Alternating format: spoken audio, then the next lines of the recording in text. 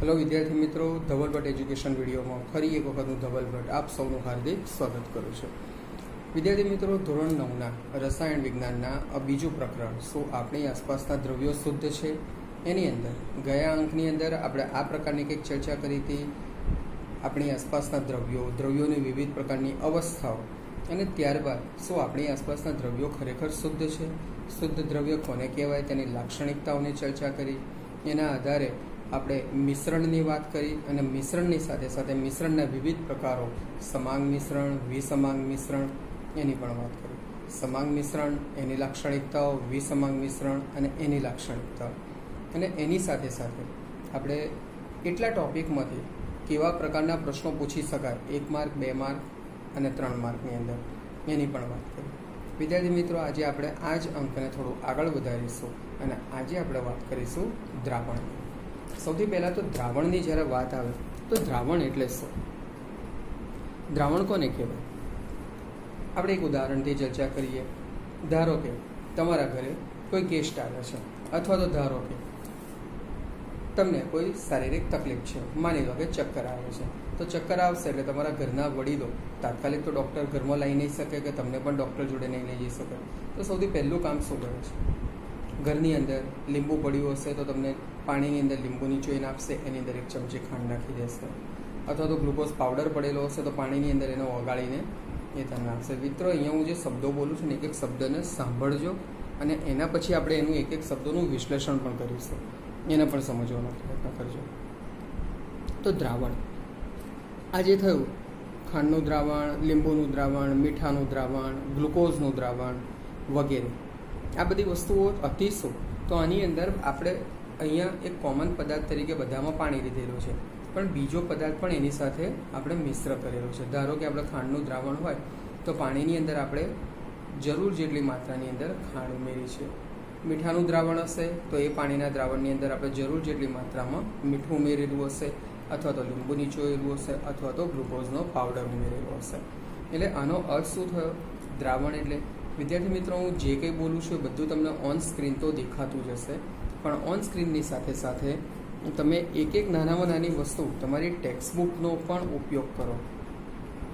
તમારી ટેક્સ્ટબુકની અંદર દરેકે દરેક વસ્તુ તમને વિગતે આપેલી છે, વિગતે દર્શાવેલી છે। અને મિત્રો યાદ રાખો, તમે જે ધોરણમાં ભણતા હોય ને એ ધોરણની ટેક્સ્ટબુક એ તમારું સૌથી મહત્ત્વપૂર્ણ તમારું મટીરિયલ છે, તમે એને અવગણી ના શકો। એટલે જે તે તમારી અંદર પ્રવૃત્તિલક્ષી શિક્ષણ પણ આપેલું છે, આપણે પણ જ્યાં જે તે પ્રવૃત્તિઓ છે એ પ્રવૃત્તિઓની વિગતે ચર્ચા કરતા રહીએ છીએ। એટલે તમારી ટેક્સ્ટબુકને પણ તમે જો મારો વિડીયો જુઓ તો સાથે રાખો અને મારા બોલાયેલા એક એક શબ્દોનું વિશ્લેષણ તમે એમાં સમજતા જજો। તે છતાં પણ એમાં જો કોઈ ડિફિકલ્ટી કે કોઈ ક્વેરી આવે તો ચોક્કસ તમે મને પ્રશ્નો પૂછી શકો છો। તો દ્રાવણ કોને કહેવાય આપણે જોઈ લીધું।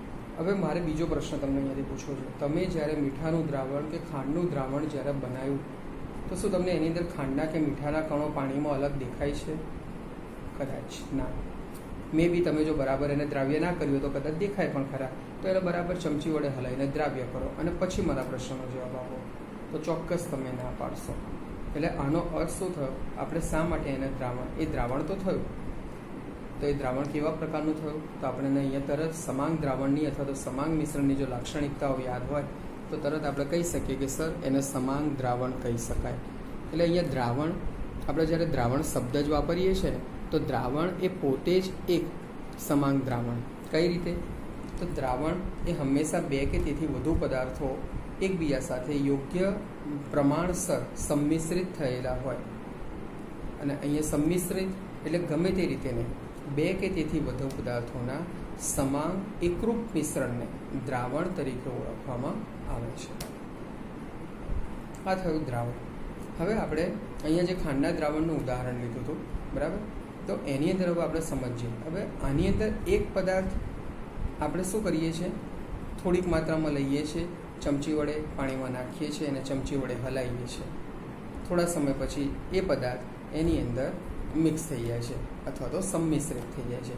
વિજ્ઞાનની ભાષામાં આ જે પદાર્થ અન્ય પદાર્થની અંદર સંમિશ્રિત થાય છે એને આપણે દ્રાવ્ય તરીકે ઓળખીએ છીએ। મિત્રો, અહીંયા દરેક પદાર્થ સંમિશ્રિત થાય એટલે એનું પણ એક ચોક્કસ પ્રમાણ હોય છે, અને એ જ આપણી બીજી વ્યાખ્યા છે. તો દ્રાવણ બને કેવી રીતે? આપણે અહીંયા માત્ર બે જ ઘટકો લઈએ, પાણી અને ખાંડ, અને એને જ આપણે ક્રમશઃ સમજતા જઈએ. ખાંડનું દ્રાવણ તો આપણે ખાંડને પાણીમાં નાખીએ છીએ. હવે આ બેમાંથી કોનો જથ્થો વધારે હતો? જુઓ, નેચરલી આપણે પણ સમજીએ છીએ કે જ્યારે ખાંડનું પાણીમાં દ્રાવણ બનાવીએ છીએ અથવા તો મીઠાનું પાણીમાં દ્રાવણ બનાવીએ છીએ તો નેચરલી તમે એક ગ્લાસ કે એક ગ્લાસથી થોડુંક ઓછું પાણી ભરેલું હશે તો એની અંદર તમે 1 ચમચી કે વધુમાં વધુ 2 ચમચી જે જરૂર માત્રા હશે એ પ્રમાણે તમે ખાંડ ઉમેરશો. તો આ બેમાં જથ્થો વધારે કોનો થયો? સ્વાભાવિક છે, પાણીનો જથ્થો વધારે થયો. તો અહીંયા યાદ રાખજો, જેનો જથ્થો જે ઘટક કણોની માત્રા દ્રાવણમાં વધારે હોય. અહીંયા ખાંડના દ્રાવણની અંદર પાણીની માત્રા વધારે હતી તો પાણી એ દ્રાવક કહેવાય. એટલે જે ઘટક કણોની માત્રા દ્રાવણમાં વધારે હોય એને દ્રાવક કહેવાય, અને જે ઘટક કણોની માત્રા દ્રાવણમાં ઓછી હોય એને દ્રાવ્ય કહેવાય. આપણે આપણા જ ઉદાહરણની અંદર જ બાયફર્ગેશન સમજીએ. હવે ખાંડનું પાણી, તો એની અંદર વધારે જથ્થો કોનો છે? પાણીનો કે ખાંડનો? તો સ્વાભાવિક છે, બધાને જવાબ ખબર છે, પાણીનો જથ્થો. તો પાણી એ આપણું દ્રાવક થયું. ખાંડ એ શું થયું? દ્રાવ્ય. કેમ દ્રાવ્ય થયું? કારણ કે ખાંડનો જથ્થો દ્રાવકની સરખામણીમાં ઓછો છે. એટલે આમ અહીંયા આપણે આવું કહી શકીએ કે દ્રાવણ બરાબર દ્રાવક પ્લસ દ્રાવ્ય. દ્રાવક અને દ્રાવ્ય બે ઘટકો ભેગા કરો એટલે દ્રાવણ બને. અહીંયા આપણે ધારો કે એક ઉદાહરણ લઈએ કે 100 ml ખાંડનું પાણી, એની વ્યવસ્થા કેવા પ્રકારની હોઈ શકે? હું અહીંયા હોઈ શકે શબ્દ એટલા માટે વાપરું છું કારણ કે બધાની પોતપોતાની જરૂરિયાતની માત્રા અલગ અલગ હોઈ શકે. ધારો કે હું 100 ml પાણીનો જથ્થો લઉં છું અને એની અંદર મેં ખાંડ ઉમેરેલી છે, તો મારું પ્રમાણ કંઈક આ રીતનું હોય કે 90 ml પાણી હોય અને 10 ગ્રામ ખાંડ હોય. તો આ બંનેની અંદર હવે જુઓ કોનો જથ્થો વધારે થયો? પાણીનો. પાણી કેટલું હતું? 90 ml. ખાંડ કેટલી હતી? 10 ગ્રામ. કદાચ કોઈનું પ્રમાણ આવું પણ હોઈ શકે કે સર હું 80 ml પાણી અને 20 ગ્રામ ખાંડ લઈશ. કદાચ કોઈ 70 અને 30નું પ્રમાણ રાખે. પણ અહીંયા જેનું પ્રમાણ વધારે છે એને આપણે દ્રાવક કહીશું અને જેનું પ્રમાણ ઓછું હશે એને આપણે દ્રાવ્ય કહીશું. એટલે આના આધારે આપણે એવું કહી શકીએ કે દ્રાવણ બરાબર દ્રાવક વત્તા દ્રાવ્ય. ઓકે, તો આ જે થયું એ દ્રાવક, દ્રાવ્ય અને દ્રાવણની ચર્ચા થઈ ગઈ. વિદ્યાર્થી મિત્રો, મેં જે કંઈ તમને સમજાવ્યું છે એક એક વસ્તુ તમને ઓન સ્ક્રીન ફ્લો ચાર્ટના સ્વરૂપની અંદર સ્પષ્ટ રીતે દેખાઈ રહી છે, તો ખાસ તમે એને સમજજો.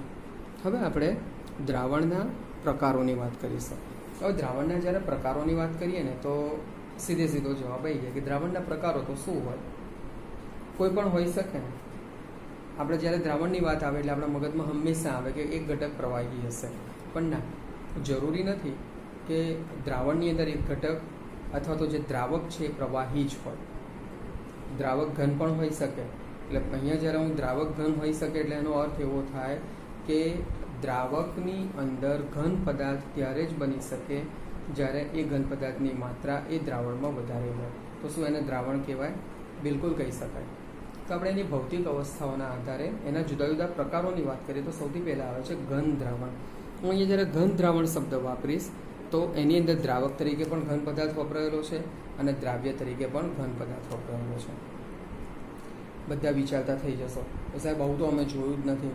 ચિંતા ના કરો, તમારી આસપાસ તમારા ઘરમાં જ આવા પદાર્થો છે જે તમે જોયેલા છે. તમે શાળાએ જશો તો શાળાની અંદર પણ એક આવો પદાર્થ છે કે જેની તમે આતુરતાપૂર્વક રાહ જોતા હો છો. દ્રાવણ તરીકે ઘન પદાર્થ કયો? તો પિત્તળ. પિત્તળ એ દ્રાવણ છે, ઘન પદાર્થ છે. સ્કૂલની અંદર જે બેલ હોય છે, પિત્તળનો બેલ હોય છે, એની વાગવાની રાહ જુઓ છો ને. 3 પીરિયડ 4 પીરિયડ ભણ્યા પછી ચોથા પીરિયડની અંદર તો જાણે તમે લોકો થાકી ગયા હોય એમ રિસેસની રાહ જોતા હો છો. 8મો પીરિયડ જ્યારે પૂરો થવાની તૈયારી આવે તો વિચારો કે યાર જલ્દી પીરિયડ પૂરો થઈ જાય. કેમ? કારણ કે 8મા પીરિયડ પછી શાળા છૂટવાનો બેલ વાગતો હોય છે. એ જે બેલ છે ને એ બેલ પિત્તળનો બેલ છે અને એ પિત્તળ એ ખરેખર ઘન દ્રાવણ છે. હવે તરત પ્રશ્ન થાય કે સાહેબ આવું કેવી રીતે થાય? એનો જવાબ તમારી સ્ક્રીન ઉપર તમને દેખાશે કે ઘન દ્રાવણ, એની અંદર દ્રાવક તરીકે પણ ઘન પદાર્થ છે. એ ઘન પદાર્થ છે કોપર. કોપર એટલે તાંબુ. પિત્તળ એ તાંબુ અને જસત એટલે કે ઝીંક ધાતુની મિશ્ર ધાતુ છે. પિત્તળ એ મિશ્ર ધાતુ છે. ધાતુ છે એટલે ઘન પદાર્થ છે, પણ બેનું મિશ્રણ છે એટલે દ્રાવણ પણ છે. સમજો, ધાતુ શબ્દ વાપરીએ છીએ એટલે ઘન પદાર્થ નેચરલી રહેવાનો, કારણ કે ધાતુઓ મોટે ભાગે ઘન સ્વરૂપમાં હોય. આપણે એના વિશેની પણ ચર્ચા આવનારા લેક્ચરોમાં કરીશું. એટલે અહીંયા કોપર અને ઝીંક આ બંને પૈકી કોપરની માત્રા વધારે હોવાથી આપણે એને દ્રાવક તરીકે ઓળખીશું. કોપર, તાંબુ એ ઘન પદાર્થ છે, ઝીંક એ પણ ઘન પદાર્થ છે. અહીંયા ઝીંકની માત્રા કોપરની સરખામણીમાં ઓછી છે, એટલે આ જે બનશે ઘન દ્રાવણ, જેમાં દ્રાવક તરીકે પણ ઘન પદાર્થ છે, દ્રાવ્ય તરીકે પણ ઘન પદાર્થ છે. સમજ પડી ગઈ? એટલે પિત્તળ એ મિશ્ર ધાતુ છે, તો મિશ્ર ધાતુ એટલે એ પિત્તળ એ હવે દ્રાવણ છે. હવે આપણે કોઈ બીને કન્ફ્યુઝ કરવું જ કરે, હા, જો પેલું ઘન દ્રાવણનો બેલ વાગશે, કહી શકાય? બિલકુલ કહી શકાય. ત્યાર પછી આપણે વાત કરીએ છીએ પ્રવાહી દ્રાવણ. આ વધારે પરિચિત છે, તમે બધા મોટે ભાગે આમાંથી જાણો છો, પણ એમાં પણ કેટલીક નવીનતા તો છે જ. જેમ કે હમણાં આપણે પ્રવાહી દ્રાવણની વાત કરી, તો પ્રવાહી અને ઘન પદાર્થ, એટલે કે દ્રાવક તરીકે પ્રવાહી પદાર્થ હોય અને દ્રાવ્ય તરીકે ઘન પદાર્થ હોય. હમણાં જ આપણે ઉદાહરણ ચર્ચી લીધું ખાંડનું દ્રાવણ. પાણી એ દ્રાવક છે, કારણ કે પાણીની માત્રા વધારે છે. ખાંડ એ દ્રાવ્ય પદાર્થ છે, એટલે અહીંયા ખાંડ એ ઘન પદાર્થ થયો જે દ્રાવ્ય તરીકે છે, પાણી એ પ્રવાહી પદાર્થ થયું જે દ્રાવક તરીકે છે. ત્યાર પછી આપણે બીજો એક આવો પદાર્થ લઈ શકીએ. તમે બધા ડૉક્ટરને ત્યાં ગયેલા હશો, તમને ક્યારે કંઈ વાગ્યું કર્યું હશે તો ડૉક્ટર ત્યાં જશે ને એટલે પહેલાં એક પ્રવાહી લગાવે છે. શું લગાવે છે? ટિંચર આયોડિન લગાવે છે. આ ટિંચર આયોડિન એ શું છે? તો એ પણ પ્રવાહી અને ઘન પદાર્થના દ્વારા જ બનેલું પ્રવાહી દ્રાવણ છે. પણ એમાં પ્રવાહી પદાર્થની માત્રા, એમાં પ્રવાહી પદાર્થ તરીકે શું હોય છે? આલ્કોહોલ હોય છે, એમાં પાણી નથી હોતું. ઘન પદાર્થ તરીકે શું હોય છે? આયોડિન ઘટક હોય છે.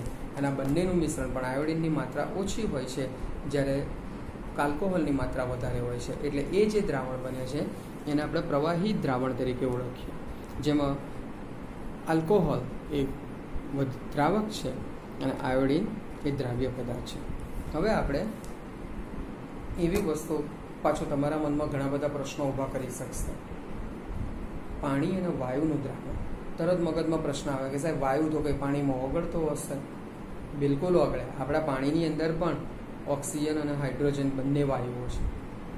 પણ અહીંયા આપણે એવા વાયુ દ્રાવણની વાત કરીએ છીએ, પ્રવાહી દ્રાવણ, કે જેમાં દ્રાવક તરીકે પ્રવાહી ઘટક છે અને દ્રાવ્ય તરીકે ઘન પદાર્થ છે. બહુ બધું હેવી જમી લીધું હોય તો શું યાદ આવે છે? સોડા યાદ આવે છે ને? તમે બધા સોડા પીવા જશો. આ સોડા જ્યારે પીવો છો તો એની અંદર શું હોય છે? તો દ્રાવ્ય કાર્બન ડાયોક્સાઇડ વાયુ હોય છે. શું થયો? વાયુ થયો. અને દ્રાવ્ય જે પાણીમાં દ્રાવ્ય થઈ જાય, એની બહુ વધારે માત્રા નથી હોતી, દ્રાવકના અનુસંધાનમાં જ એની માત્રા હોય. અહીંયા પાણીની માત્રા વધારે હોય અને કાર્બન ડાયોક્સાઇડ વાયુની માત્રા ઓછી હોય. તો સોડા વોટર એ શું થયું? તમારું પ્રવાહી દ્રાવણ, પણ એમાં દ્રાવક તરીકે પ્રવાહી પદાર્થ પાણી અને દ્રાવ્ય તરીકે કાર્બન ડાયોક્સાઇડ વાયુમય પદાર્થ. તો વિદ્યાર્થી મિત્રો, સમજ પડી ગઈ તમને આ જુદા જુદા ઉદાહરણ? અંતે આપણે ચર્ચા કરીશું વાયુના દ્રાવણની. આ જેના જુદા જુદા ભૌતિક અવસ્થાના આધારે પ્રકારો છે. દ્રાવણના વિવિધ પ્રકારો આગળ પણ સમજીશું, મુખ્ય 2 પ્રકારો. પણ આ જે પ્રકારો જે છે, આ પ્રકારો આપણા દ્રાવણની ભૌતિક અવસ્થાના આધારે છે. ઓકે. હવે વાયુમય દ્રાવણ. વાયુમય દ્રાવણનું સૌથી બેસ્ટમાં બેસ્ટ એક્ઝામ્પલ હવા. હવે જ્યારે હું હવા કહું એટલે તરત મનમાં પ્રશ્ન થાય કે સાહેબ હવામાં તો કેટલા બધા ઘટકો છે. તો હોય ને, કશો વાંધો નહીં. પણ આપણે એની અંદર જ્યારે હવાને દ્રાવણ તરીકે ઓળખીએ, વાયુમય દ્રાવણ, તો એમાં આપણને ખબર હોવી જોઈએ કે વધારે માત્રા કોની છે? જેની વધારે માત્રા છે એ દ્રાવક કહેવાશે, જેની ઓછી માત્રા છે એને દ્રાવ્ય કહેવાશે. બરાબર? તો નાઇટ્રોજન અને ઓક્સિજન આ બેની જ ચર્ચા કરીએ તો આપણે બધા જાણીએ છીએ કે વાતાવરણમાં અથવા તો વાયુમય આવરણની અંદર નાઇટ્રોજનનું પ્રમાણ 78% છે, ઓક્સિજનનું પ્રમાણ 21% છે. સ્વાભાવિક છે. કોણ દ્રાવક થશે? તો નાઇટ્રોજન એ દ્રાવક થશે અને ઓક્સિજન એ દ્રાવ્ય થશે. ક્લિયર? તો આ થયા દ્રાવણના તેની વિવિધ ભૌતિક અવસ્થાના આધારે પ્રકાર. હવે તમે જે તમારી ઓન સ્ક્રીન ઉપર જે ફ્લોચાર્ટ જુઓ છો ને, એ ફ્લોચાર્ટની અંદર નીચે કેટલાક ગુણધર્મો આપેલા છે. આ ગુણધર્મો શેના છે? દ્રાવણના ગુણધર્મો છે. હવે દ્રાવણના ગુણધર્મો, એની લાક્ષણિકતાઓ થઈ ગઈ 1 ટાઈપ ઓફ, એ તમને ખબર હોવી જોઈએ. તો સૌથી પહેલાં તો ખાંડનું દ્રાવણ એ કેવું દ્રાવણ છે? ખાંડનું દ્રાવણ એ સમાંગ મિશ્રણ છે. કેમ? કારણ કે એમાંથી ખાંડ અલગ આપણે દેખાતી જ નથી. ખાંડનો એક એક કણ દેખાય છે, સંપૂર્ણ દ્રાવ્ય થયા પછી નથી દેખાતો. તો એ સૌથી પહેલાં તો સમાંગ મિશ્રણ છે. એના કણોનો વ્યાસ કેટલો થશે? કણોનો વ્યાસ એટલે એ કણો શું આપણને નરી આંખે દેખાય છે? પાણીની અંદર ખાંડ સંપૂર્ણ દ્રાવ્ય થઈ જાય તો એનો એક પણ કણ તમને નરી આંખે દેખાય છે ખરો? ત્યારે જોવાનો પ્રયત્ન કર્યો છે? ના. કેમ નથી દેખાતો? કારણ કે એના કણોનો વ્યાસ છે 1 નેનોમીટર જેટલો હોય છે. હવે તરત પ્રશ્ન થાય કે સાહેબ આ નેનોમીટર વળી પાછું શું છે? મીટર ખબર, સેન્ટીમીટર ખબર, કિલોમીટર ખબર, મિલીમીટર ખબર. ભાઈ આ નેનોમીટર એનાથી પણ એક બારીક એકમ છે. કેટલો નાનો એકમ છે? તો નેનોમીટરનું માપનની માત્રા જો ગણવી હોય ને તો 1 મીટરનો નેનોમીટર એટલે 10⁻⁹ મીટર. 1 મીટરનો 1 અબજમો ભાગ. આટલું સમજવાનું. આપણને નરી આંખે ના દેખાય, બરાબર? એટલે એનો વ્યાસ જે છે, એના કણોનો વ્યાસ 1 નેનોમીટર છે. એ ટિન્ડલ અસર દર્શાવતા નથી. આ ટિન્ડલ અસર શું છે? તો ટિન્ડલ અસર એ તમે જ્યારે 8મા ધોરણની અંદર વક્રીભવનની ઘટના ભણ્યા તો વક્રીભવનની ઘટનામાં પણ તમે સમજી ગયા છો કે પ્રકાશના કિરણનું કોઈ જગ્યાએ પ્રકાશનું કિરણ કોઈ દ્રાવણમાંથી જ્યારે પસાર થાય અથવા તો કોઈ માધ્યમમાંથી જ્યારે પસાર થાય તો માધ્યમના જે ઘટક કણો છે ને એ ઘટક કણોની સાથે એ પ્રકાશના કિરણો અથડાય એટલે એનું વિખેરણ થાય. એટલે પ્રકાશના વિખેરણની આ ઘટના એને આપણે ટિન્ડલ અસર તરીકે દર્શાવીએ છીએ. દ્રાવણની અંદર તો આવા કોઈ કણો આપણને દેખાતા નથી. એટલે એ જે કહી શકાય કે એની અંદર પ્રકાશ જ્યારે પસાર કરવામાં આવે તો પ્રકાશ સરળતાથી એની અંદર આરપાર પસાર થઈ શકે છે. તો આ ઘટનાને કહેવાય ટિન્ડલ અસર. તો દ્રાવણ જે ખરેખર દ્રાવણ હોય તો એ ટિન્ડલ અસર દર્શાવતા નથી, બરાબર? વિવિધ ભૌતિક પદ્ધતિઓ એટલે કેવી? તો ગાળણની પદ્ધતિ, ગળણા વડે ગાળી શકાય, પછી બોઇલિંગ પદ્ધતિ, તમે ઉકાળી શકો. આ શેના માટે હોય છે? તો દ્રાવક અને દ્રાવ્યને અલગ કરવા માટે. તો આવી વિવિધ પદ્ધતિઓથી, ભૌતિક પદ્ધતિઓથી દ્રાવક અને દ્રાવ્યના કણો દ્રાવણમાંથી અલગ સરળતાથી કરી શકાતા નથી. હા, છે એની ઘણી બધી પદ્ધતિઓ છે, પણ ભૌતિક પદ્ધતિઓ નથી. એના માટે રાસાયણિક પદ્ધતિઓનો ઉકેલ આપણે લેવો પડે અથવા તો એની મદદ લેવી પડે. સૌથી અગત્યની વસ્તુ, ખાંડનું બનાવેલું દ્રાવણ કે લીંબુનું બનાવેલું દ્રાવણ અથવા તો મીઠાનું બનાવેલું દ્રાવણ તમે બરાબર બનાવી દીધું અને હલાઈને મૂકી દીધા પછી તમે એને જોયા કરો. રાહ જુઓ, કલાક રાહ જુઓ, 2 કલાક રાહ જુઓ, 5 કલાક રાહ જુઓ, તમારી ઈચ્છા હોય તો 24 કલાક રાહ જુઓ. શું અંદર ઘટક કણો નીચે જેમ અમુકમાં સ્તરમાં નીચે ઘટકો બેસી જાય છે શું એવા બેઠેલા દેખાય છે? નથી દેખાતા. એટલે એનો અર્થ શું થયો કે દ્રાવણની અંદર દ્રાવ્યના કણો સ્થાયી છે, એ અલગથી દેખાતા નથી. એટલે દ્રાવણ એ સ્થાયી છે. તો આ જે તમને ઓન સ્ક્રીન જે અત્યારે બધું દેખાય છે ને એમાંથી મિત્રો ઘણા બધા પ્રશ્નો છે. આ દરેક પ્રશ્નોની આપણે આજનો આ ટોપિક આપણો જ્યારે પૂરો થશે ને ત્યારે કેવા પ્રકારના પ્રશ્નો પૂછી શકાય એની પણ વાત કરીશું. ઓબ્જેક્ટિવનો પ્રશ્ન પણ આવે, 1 માર્ક અને 2 માર્કના પ્રશ્નો પણ પૂછી શકાય છે. ઓકે, હવે આપણે વાત કરીએ છીએ દ્રાવણના પ્રકાર. હવે તરત પાછો પ્રશ્ન થાય કે સાહેબ અમે તો પ્રકારો ભણ્યા, હજી કેટલા પ્રકારો ભણવાના?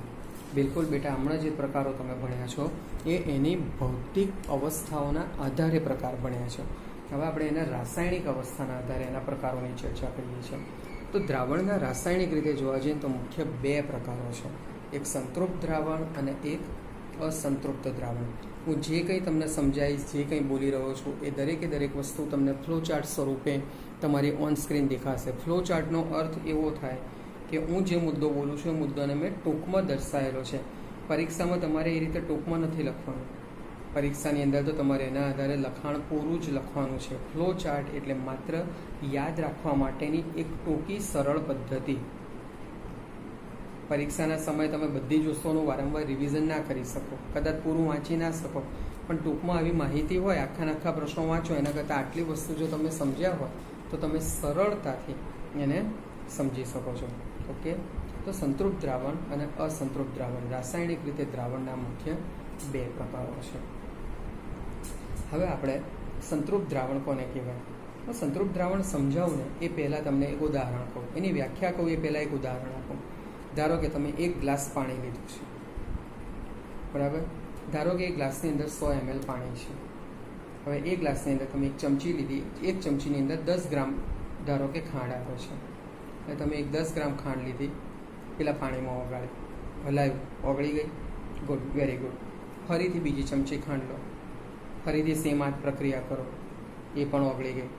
પહેલાં 100 ml પાણીમાં 10 ગ્રામ ખાંડ ઓગળી, પછી 20 ગ્રામ ઓગળી, આવી રીતે 30 ગ્રામ, 40 ગ્રામ.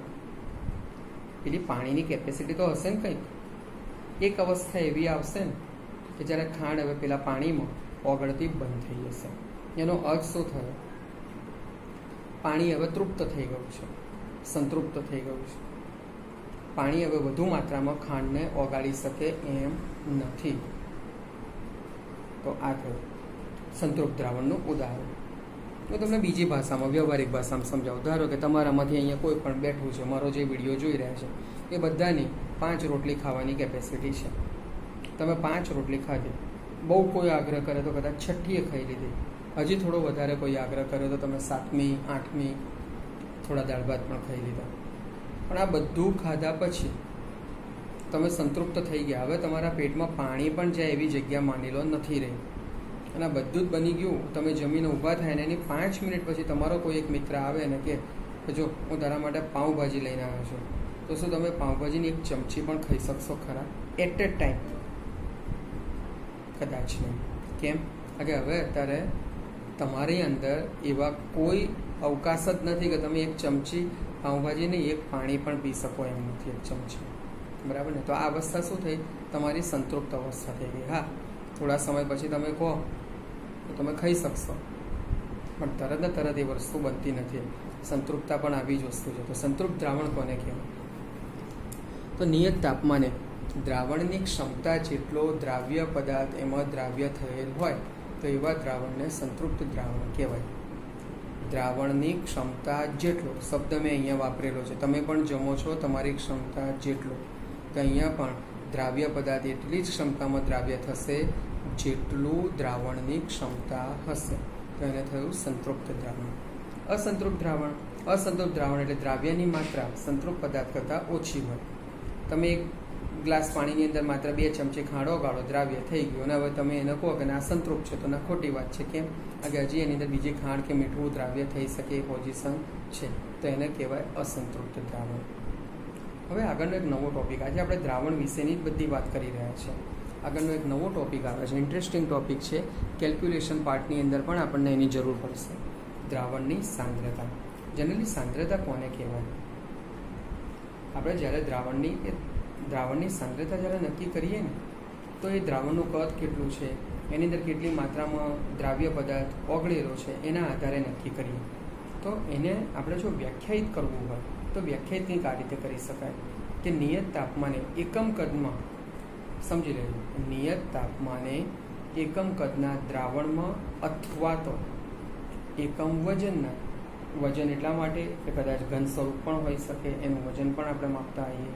તો નિયત તાપમાને એકમ કદના દ્રાવણમાં અથવા તો એકમ વજનના દ્રાવકમાં ઓગળેલા દ્રાવ્યના જથ્થાને તે દ્રાવણની સાંદ્રતા તરીકે ઓળખવામાં આવે છે. દ્રાવણની સાંદ્રતા બરાબર દ્રાવ્યનો જથ્થો છેદમાં દ્રાવણનો જથ્થો. આ સાંદ્રતા. હવે દ્રાવણની સાંદ્રતાને આપણે 2 રીતે અલગ સેગ્રિગેશન અથવા તો વિભાજિત કરી શકીએ છીએ. એક તો આપશે વજનથી વજનની સાંદ્રતા, જેને પર્સન્ટેજ ઓફ W/W એ રીતે દર્શાવાય. પર્સન્ટેજ અને એની બાજુમાં W/W એટલે એને વંચાય પર્સન્ટેજ ઓફ W/W, જેને વેટ/વેટ, વજનથી વજન, વજનની સંજ્ઞા W એટલે વેટ. બરાબર? તો એને વ્યાખ્યાયિત આપણે કરવું હોય, તમે ઓન સ્ક્રીન હું જે કંઈ બોલું છું બધું જોઈ શકો છો, એટલે કન્ફ્યુઝ થવાની જરૂર નથી. હું જેમ જેમ બોલીશ એ બધું તમે સામે વાંચી પણ શકશો, અને તમારી ટેક્સ્ટબુકમાં પણ બધી વસ્તુ સ્પષ્ટ રીતે આપેલી છે. તો આપણે એની વાત કરીએ તો પર્સન્ટેજ ઓફ વેટ/વેટ કેવી રીતે આપણે એને વ્યાખ્યાયિત કરવું? તો 100 ગ્રામ દ્રાવણમાં દ્રાવ્ય થયેલા પદાર્થના ગ્રામમાં દર્શાવેલા વજનને પર્સન્ટેજ ઓફ W/W તરીકે ઓળખવામાં આવે. આપણે એને સૂત્ર સ્વરૂપે દર્શાવવું હોય તો પર્સન્ટેજ ઓફ W/W બરાબર દ્રાવ્યનું વજન ગ્રામમાં જ લઈએ છીએ. જો કિલોગ્રામમાં આપેલું હોય તો એના ગ્રામમાં રૂપાંતર કરી દેવાનું. 1 કિલોગ્રામ બરાબર 1000 ગ્રામ. આટલું બી તમને મારે સમજાવવાનું ના હોય, કારણ કે તમે આ બધું જ 3જા 4થા 5મામાં ભણીને આવેલા છો ગણિતની અંદર. છેદમાં દ્રાવણનું વજન ગ્રામમાં, એને ગુણ્યા 100. કેમ ગુણ્યા 100? કારણ કે તમે ટકાવારી કાઢો છો, અને ટકા હંમેશા 100 નીકળે. આ જ રીતે બીજી એક પરિભાષા છે એની, પર્સન્ટેજ ઓફ W/V. અહીંયા W/W નથી, હવે છે W/V. W એટલે વજન અને V એટલે વોલ્યુમ. વોલ્યુમ એટલે કદ.